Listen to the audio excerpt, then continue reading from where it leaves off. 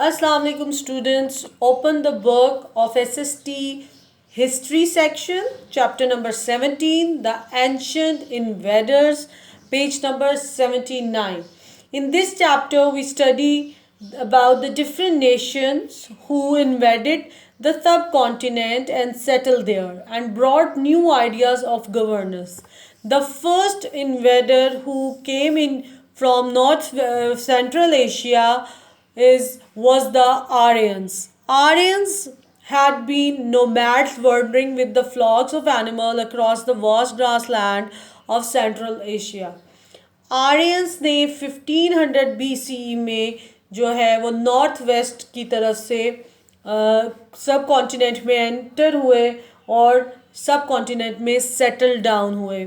ये central Asia की side से आए थे. ये नोमैड्स यानी खाना बदोश लोग थे, लेकिन but they were very fierce than the Dravidians and used weapons made of bronze and later iron. They fought from chariots. ये बहुत सख्त जान लोग थे as compared to Dravidians. Dravidians were the original people of the subcontinent. इनके जो weapons थे वो ब्रॉन्ज से थे और बाद में उन्होंने आयरन से बनाए. इनके पास जो उस टाइम का लेटेस्ट थिंग थी वो थी चिरॉट. दिस इज चिरॉट के पीछे यानी घोड़ा गाड़ी, इनके चिरॉट्स इस तरह के थे.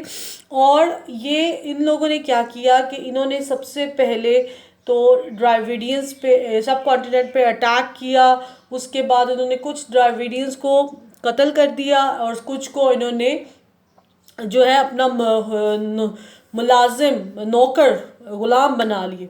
ओके, साइंटिस्ट के ख्याल के मुताबिक जो बलोची लैंग्वेज है वो ड्राविडियन लैंग्वेज के साथ बहुत सिमिलैरिटी रखती है. दे बिलीव कि Dravidian is the Balochi people.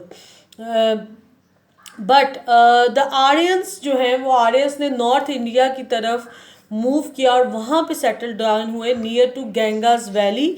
वो उन्होंने गंगास वैली की तरफ वो सेटल डाउन हुए. वो उन्होंने इंडस वैली की तरफ नहीं, वो गंगास वैली के साथ सेटल डाउन हुए. और इस वक्त जो इंडिया में मॉडर्न हिंदू रिलीजन है वो एक्चुअली आर्यंस का ही जो है वो इंट्रोड्यूस किया हुआ है. The Aryans are really the ancestor of modern Hindus. Aryans are actually the ancestors of modern Hindus. Hinduism की जो इस वक्त जो हिंदुज़म है वो आर्यंस ने इंट्रोड्यूस करवाया था.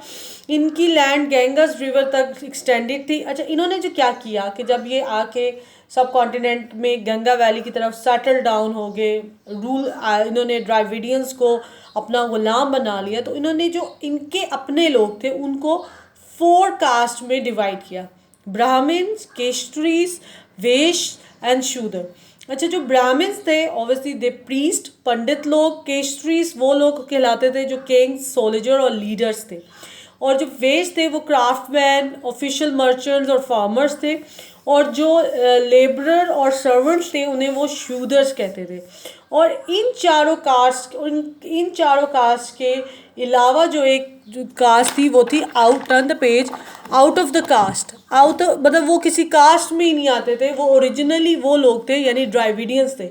उन्होंने क्या किया कि उन्होंने ड्राविडियंस को मेन सिटीज़ में से निकाल के गांव, अपने जो उनके गांव थे उनसे दूर जो है कर दिया, उनको बाहर कर दिया. और वहाँ वो अपनी जो भी जिस हालत में वो रहते उनको गांव के अंदर आने की इजाज़त नहीं होती. यानी ड्राविडियंस को जिनका सब कॉन्टिनेंट था उनको तो उन्होंने बाहर ही निकाल दिया कि no, you are not part of this system. So लेकिन जो शूदर्स थे उनके साथ भी, जो उनकी 4th कास्ट थी शूदर्स की, उनके साथ भी उनका बिहेवियर बिल्कुल अच्छा नहीं था. वो शूदर्स जो थे वो किसी भी पर्सन को टच नहीं कर सकते थे और ना ही वो किसी रिलीजियस फेस्टिवल में या रिलीजियस उसमें शामिल हो सकते थे. मीन्स कि शूदर्स और ड्राविडियंस के साथ उन्होंने बहुत बुरा रवैया अडॉप्ट कर लिया. At the first, the Aryans worshipped the signs of nature such as sun, moon, rivers, fire, and earth. पहले तो जब आर्यंस यहाँ पे सेटल डाउन हुए तो तब तो वो सूरज, चांद, दरिया, आग और ज़मीन की पूजा करते थे। लेकिन आफ्टर सम टाइम उन्होंने इन चीज़ों को, इनके देवताओं को नाम देना शुरू किया, like Indira, Vishnu, Shiv, Krishna and many more other gods. यानी उन्होंने बहुत से खुदा अपने बना लिए। Early times from a collection of prayers called Veds that which date back 3000 years and still the basis of Hindu religion. वेद जो है वो उनका बेसिक हिंदू रिलीजन की वो जो किताब है जिसको वो बहुत कंसिडर करते हैं as a religiously. The Aryan spoke Sanskrit, actually the Sanskrit जो है वो उनकी लैंग्वेज आर्यंस की थी और उसकी बेसिस पे आगे फिर मॉडर्न यूरोप की लैंग्वेजेस बनी, लैटिन, फ्रेंच और इंग्लिश। ये तीनों लैंग्वेजेस संस्कृत की लैंग्वेज से ही प्रमोट हुई। ओके, आर्यंस क्योंकि फर्स्ट इन्वेडर्स थे ओरिजिनल पीपल्स के बाद, they are very strong and they are very sharp minded और इन्होंने बहुत मतलब हिंदुइज्म को एक बिल्कुल न्यू लुक दे दी, बिल्कुल डिफरेंट लुक दे दी। सो नेक्स्ट उस पे जाने से पहले हम इसकी अंडरलाइन कर लेते हैं important points and fill in the blanks, फिर देन हम पर्शियंस को डिस्कस करेंगे। Okay okay, blank number 1, first paragraph, fourth last line, scientist. Scientists believe that the below dash language may be very similar to that which the dash people used. Blochi, Dravidians. Second, the Aryans steadily took over most of dash and many of them moved into the dash. Third blank, the Aryans are really the dash of modern dash. Done. Underline these two lines. Then also underline these two lines. Blank number 4, dash who were the priests, Brahmins, the kings, soldiers and leaders, these were called dash, Kshatris. The craftsmen, official, merchants and farmers, they were known as the dash, Vesh. Ordinary workers, servants and laborers, they were called dash, Shudras. Now turn the page.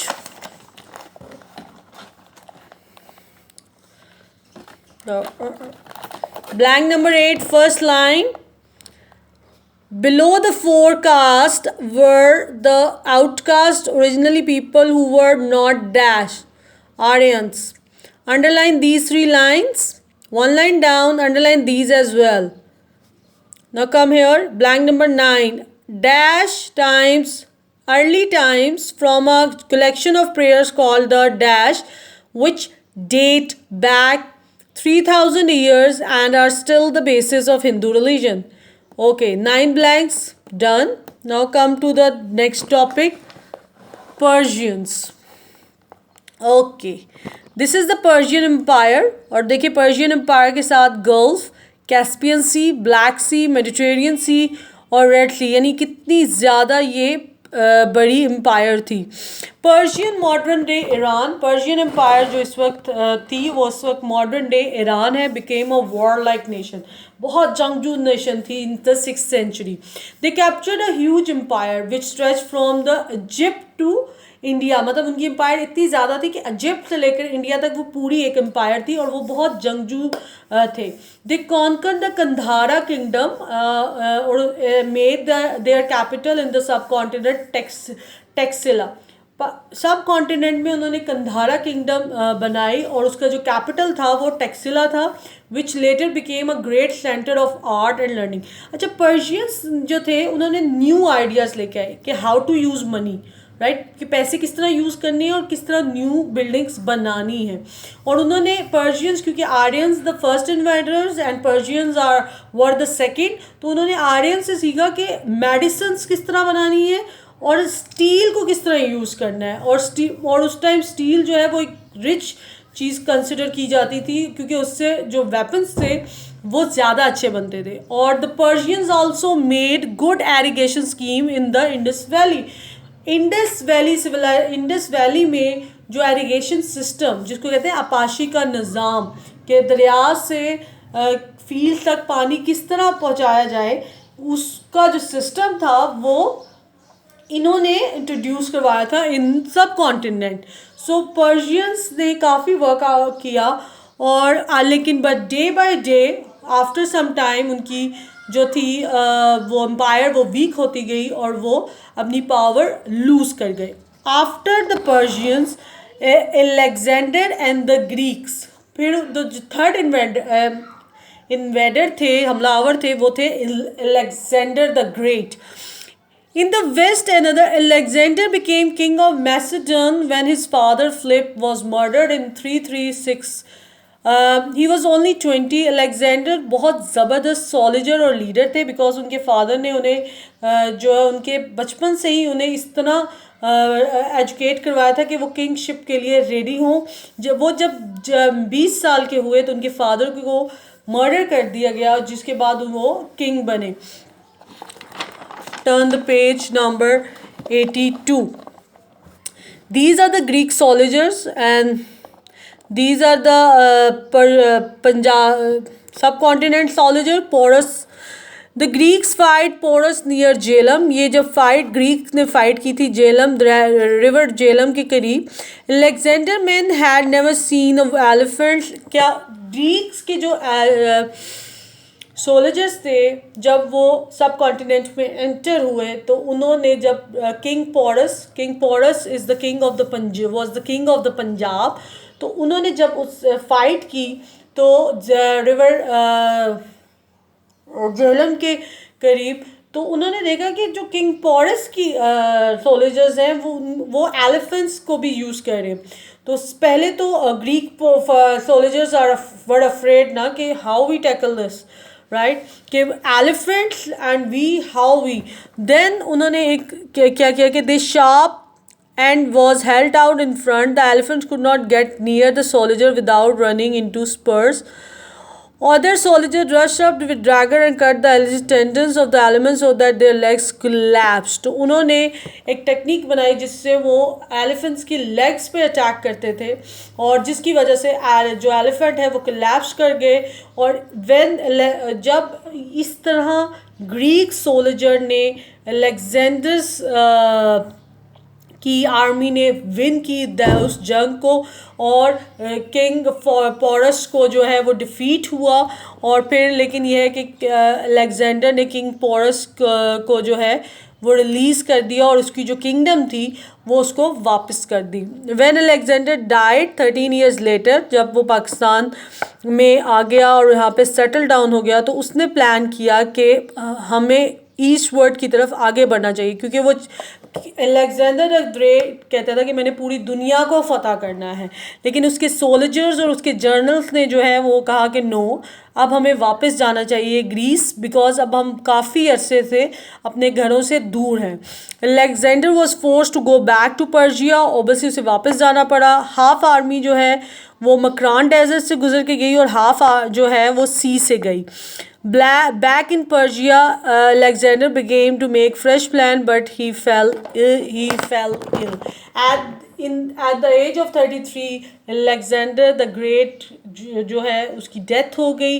वो वापस जब Greece गया तो वो plan बना रहा था कि अब मैंने दुनिया के बाकी इलाकों को फतह करना है. लेकिन जब वो वापस गया और एट द एज ऑफ 33 उसकी डेथ हो गई तो उसके बाद वो प्लान्स वहीं रह गए और उसकी जो एम्पायर थी, जो इतनी बड़ी एम्पायर थी जो इजिप्ट से लेकर इंडिया तक थी, वो उसके 3 जर्नल्स थे और उन 3 जर्नल्स ने अपने अपने हिस्से में एक एक पार्ट ले लिया और इस तरह द ग्रेट ग्रीक पायर जो है वो ब्रोक हो गई और वो ख़त्म होगी.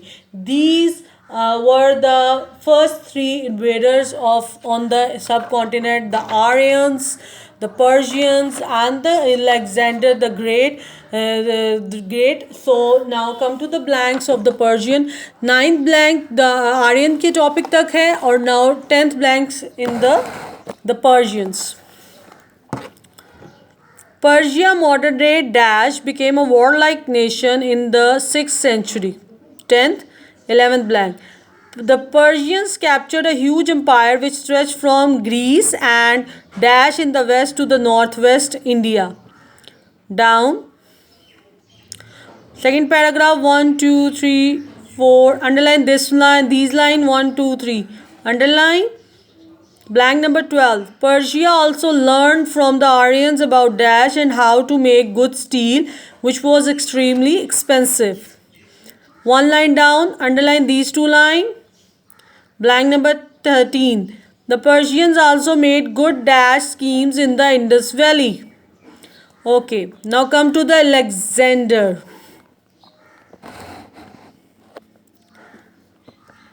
Okay, turn the page, blank number 14.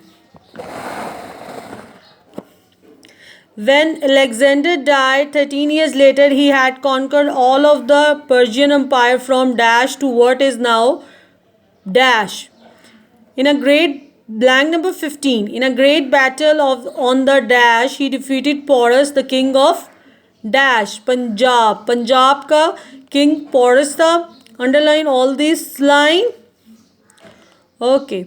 Alexander now underline all these lines. Alexander now wanted to march eastward toward what was believed to be the edge of the world. His soldiers, however, the thousands of kilometers from their homes in Greece, refused to obey for the first time. Alexander was forced to go back to Persia, half his army crossing the terrible Makran desert and the other half going by sea. Back in Persia, Alexander began to make fresh plans, but he fell sick and died at the age of 33. His great empire broke into 3 parts, each ruled by one of his generals. Okay. Okay, look at the picture. ये Greek soldier है. ये उसका स्पर्स है और ये जो है फलंक है. इससे वो क्या करते थे कि ये उस टाइम एक लेटेस्ट चीज़ थी. ये तब जो दूसरे सोल्जर्स के पास थे उनके पास या स्पर्स होता था या सोर्ड होती थी. ये उनके लिए एक न्यू थिंग थी कि ये अपने इस तरह इससे वो अपने फ्लैंक से अपने आप को सेफ रखते और स्पर्स से वो अटैक करते. तो ग्रीक सोल्जर की ये जो चीज ड्रेस एक वेपन्स थे, these were new to the other soldiers. So these are the 15 blanks you must write on the copy. So now come to the short question answer of the chapter.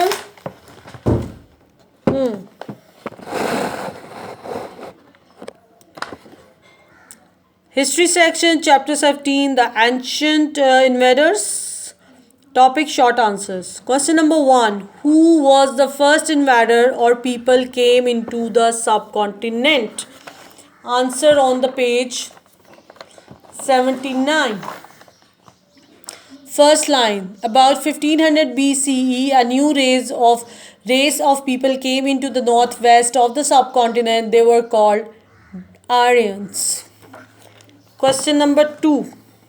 Who were the Aryans? Aryans कौन थे? They were fierce than the Dravidians and used weapons made of bronze and later iron. They fought from chariots. Done? This is the answer number 2. Question number 3.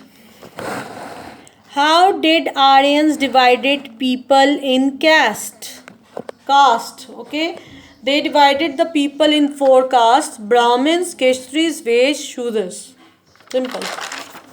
Now question number 5. Why was Sanskrit important? Page number 80.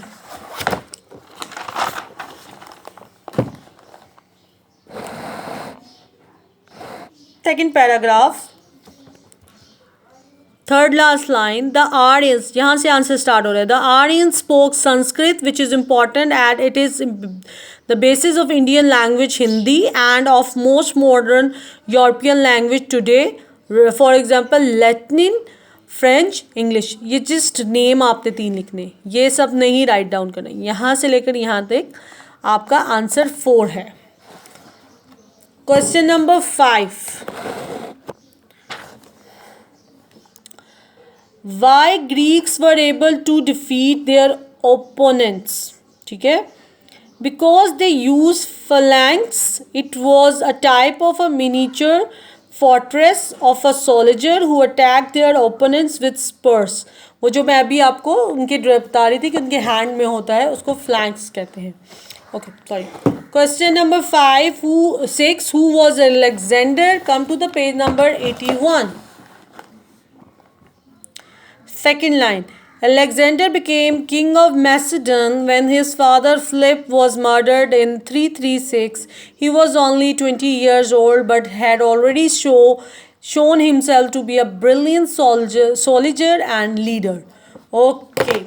Chapter number 17. 15 blanks you must write on the copy and 6 short question answer. This is also your CBT and OBT chapter. So okay, I hope it's an interesting chapter for you. So read it thoroughly, very carefully and thoroughly. Read this chapter. So Allah Hafiz.